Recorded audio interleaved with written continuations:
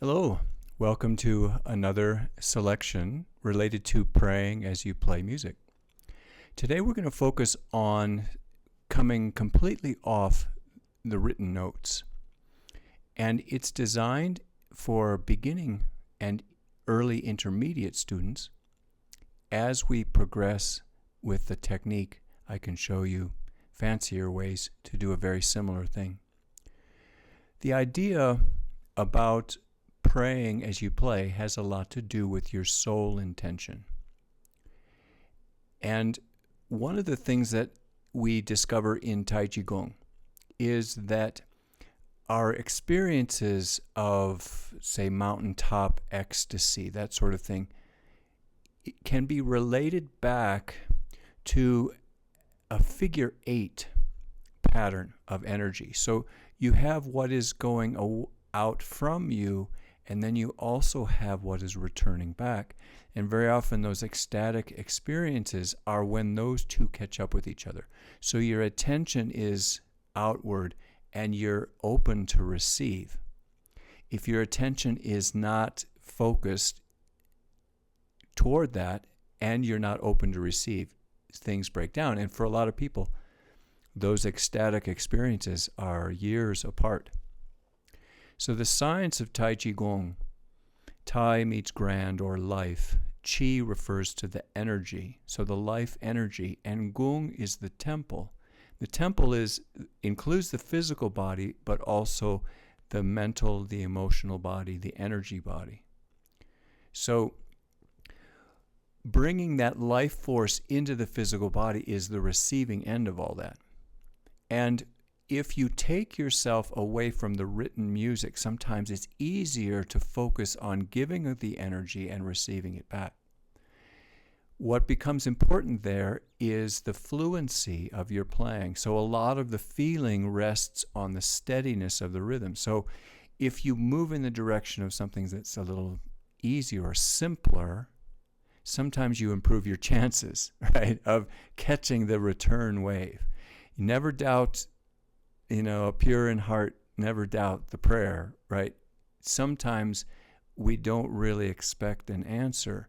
And what I've found over these past 30 years of doing this is that the openness to receive has a lot to do with a childlike wonder, even just about the flow of the music.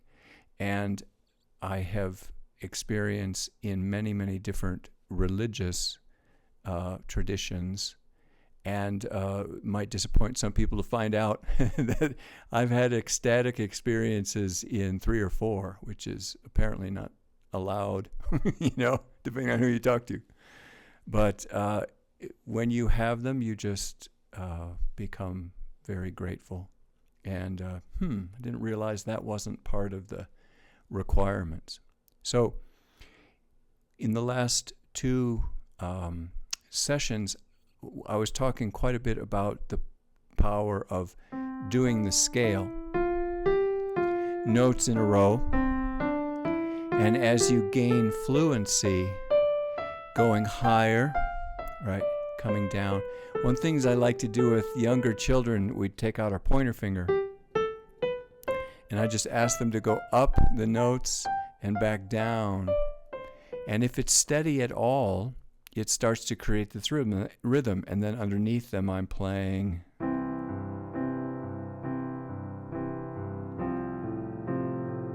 Now if I had 3 hands.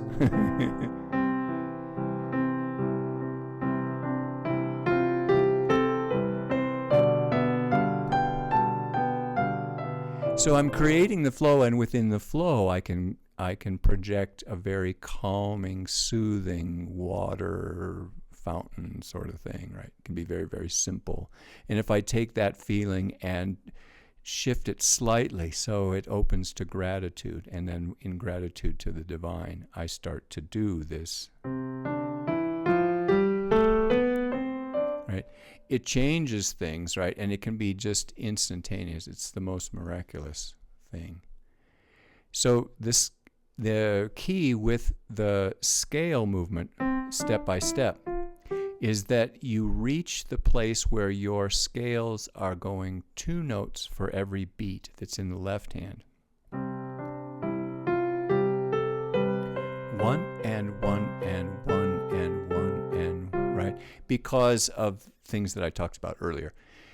What I'd like to spend time on today is, especially for beginning pianists, to start to explore this idea of harmony, because when you don't always want to be dependent on somebody else to create those backing tracks. You'd like to be able to do it. And on the piano, it's really an instrument that's designed to do the melody, the counter melody, the bass, the harmony, the rhythm, all of it, right?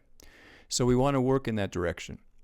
For a lot of beginning pianists, their facility in the right hand far outweighs their facility in the left hand. And so I'll start with the right hand. And then very often what you can learn to do over time is teach the left hand from the right hand with the echo game, which is on the lessons at the schoolforcreativemusic.com, right? So basically, doing the echo game from right hand to left hand brings the left hand up to speed.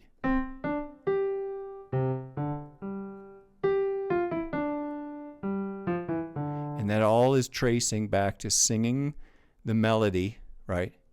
And have it come out your fingers, which is the essence of playing by ear.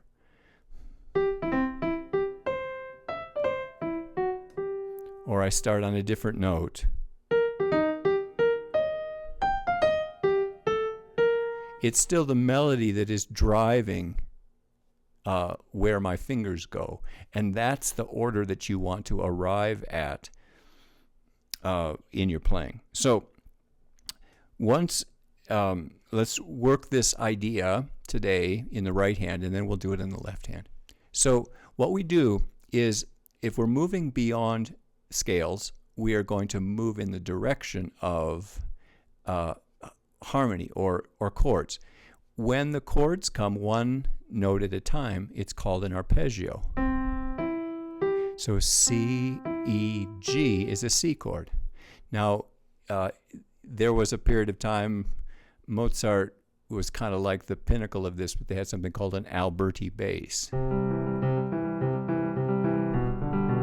Very popular in musicians, composers up to Mozart, and then Beethoven came, and a lot of that went out the window.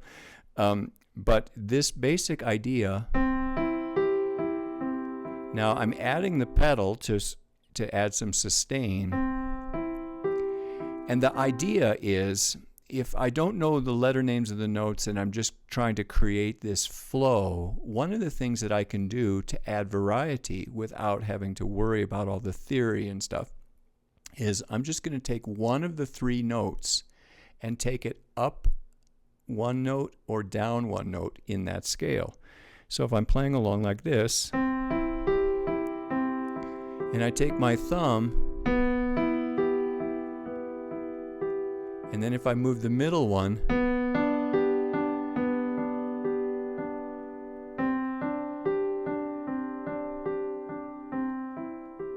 do you see? So the idea is, okay, I'm going to use thumb, middle finger, ring finger, thumb, middle finger, pinky finger, and I'm going to move 1.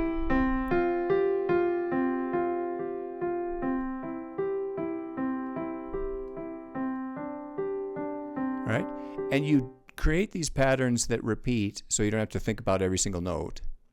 And then you kind of get a bird's eye view, which is essentially you're starting to multitask. So you're doing something and you're preparing for the next thing, which is a right brain function. It takes a little while. And then the trick is not to pull the trigger too quick. You start to think about something, it comes into your fingers before you're ready. And a lot of the principles of the basic fundamentals that are shared on that online course will teach you how to multitask in a very, very simple way, very powerful way. So if we take that idea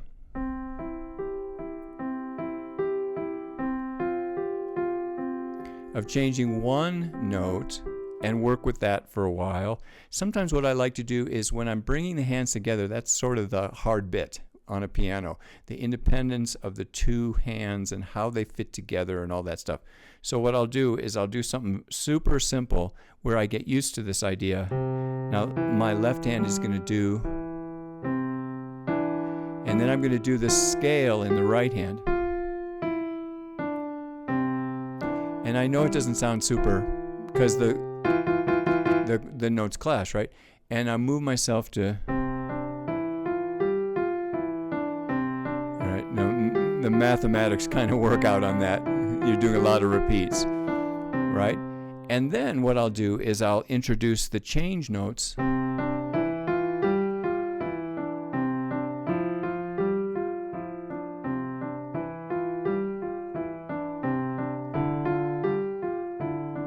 Sort of mechanically, right?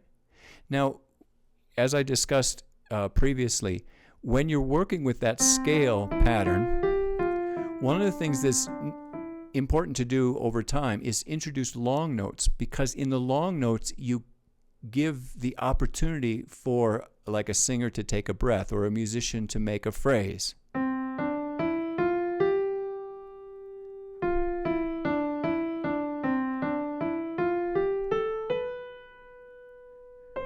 Right? So when you add it to the rest and you start to spread it out, you start to open it up. So super simple things, they're going to sound a little bit clunky, but you got to start somewhere. And then as the fluency comes and your ability to add elements, you really only need 3 or 4 things going on, and it starts to really sound very nice.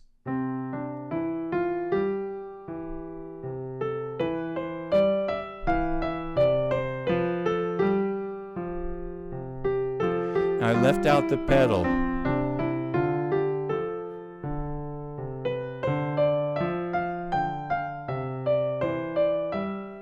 All right, so it's kind of going in that direction. One of the things that makes the most dramatic difference in this little noodling exercise where you change one note, well, you go to the next step, and that is you're going to take 2 of the 3 notes and move them. So if in the right hand, if I do this, and then I take the 2 bottom notes, C and E, and I move them to the B and the D, which, by the way, I play with the thumb and the pointer finger, leaving the middle finger on the E. That, for all you guitar players out there, that's the C chord and the G chord, right? The G chord is in a slightly different order, but it's close by and very useful in music. If I add a little pedal, smooths it out and brings those together. And you would be amazed. The joke is Rockstar is 3 chords and a famous song, away. Everybody's, 2 steps away from being a rock star.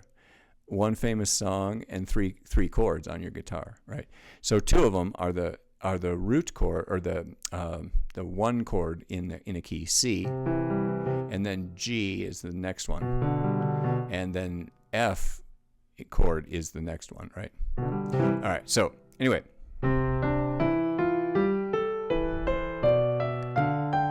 It's still a little clunky, but if I add the feeling,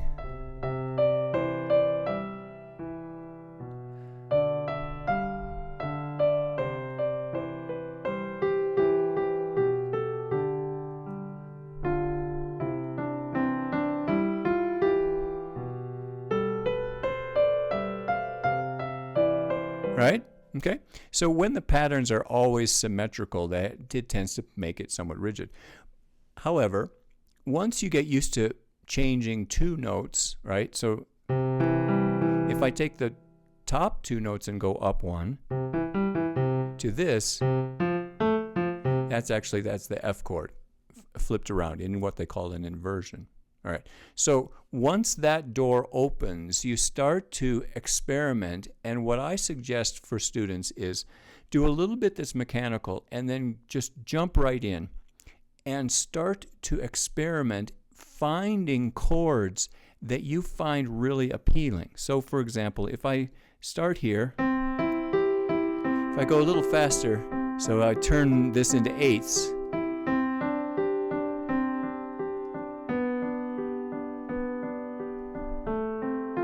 Changed all of them. Outside 2. Bottom 1.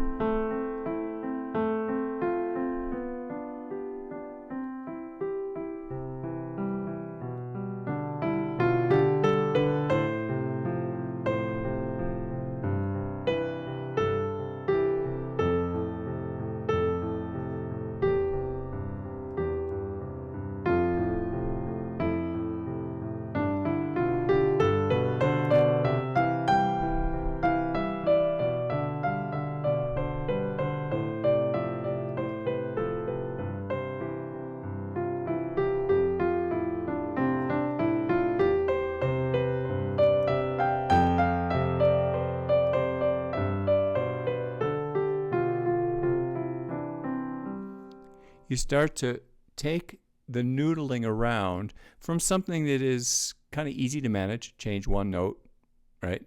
Then change 2 notes. Then just let it slide all over, looking for combinations that you really like. What I've found is that if I'm patient and I find, say, this pattern of chords that's maybe 4 or 5 chords, and I find a melody idea, and I take those 4 or 5 chords and that melody idea, and then I live with it for a few days. And I don't try to put in, it's not goulash. You're not going to throw everything in your refrigerator in this thing. You're going to allow yourself to keep it kind of simple. And the reason I say that is because as it gets more and more complicated, more and more of your time and effort goes into sorting it out, right? It's all the intellectual thing as opposed to actually the praying thing. Keeping it simple really helps you kind of remember why you started doing it in the first place. So there's this balance between developing your ability to play, the craft or the technique of playing the instrument, which increases your vocabulary, ideally, so that when you go to pray and meditate as you play, it's pleasing, and it also is sophisticated enough that the feeling comes through. So a very appropriate analogy would be if you ever meet someone who is just learning your native language and they're trying to communicate with you, you will sense all of their feeling in their soul, and then the words that come out are simple, and there's this gap between how they feel and what they're expressing based on their vocabulary. So in music, the incentive is, we want to get the vocabulary that's enough to make this really powerful as a way to pray. And what I've chosen to do is steer it in the direction of a single key, the diatonic chords, 7th chords, right? And the technique on the different instruments. So there are lessons for piano, lessons for violin, lessons for guitar. Essentially, the technique that would be needed by someone who has practiced consistently about 2 to 3 years. And that brings you into the neighborhood of being able to sit down and create a piece of music that is very, very beautiful, right?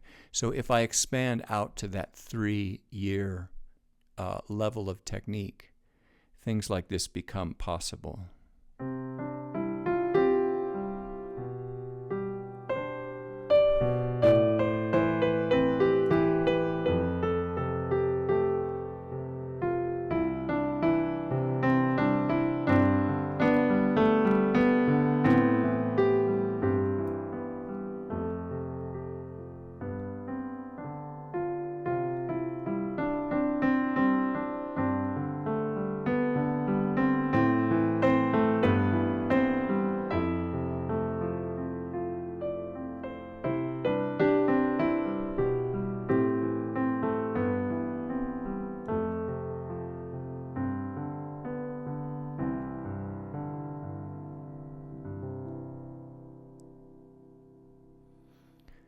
So that kind of gives you an idea of where you exit from the online courses. So there are three possibilities. You can work with me privately as a private student, and you can join a live group class, which we do weekly, one for piano, one for violin, another for guitar on Tuesday, Wednesday, Thursday. The schedule is on the website. And we also have a recorded course that you can take. And what's added to that, though, is that you can record yourself, and you could submit your recordings to a teacher, and they'll review it and give you pointers and tips, sending it back to you. So you're not taking a live class, but you have that whole online course, which is 36 songs, and practice videos for every single part of the curriculum, so you actually can see it and hear it. And then you see it on the video, but you also see it in the written music. So you can play by ear, you can read notes, you can master guitar chords with the play-along sections, and all of that is available. And then you have, on top of that, the idea that you can send it in to your teacher and get help to move you through there when you get stuck. So that's all available through the website, which is theschoolforcreativemusic.com, all one word. Appreciate you joining me. I hope you found this helpful, and I look forward to speaking with you if you have any questions.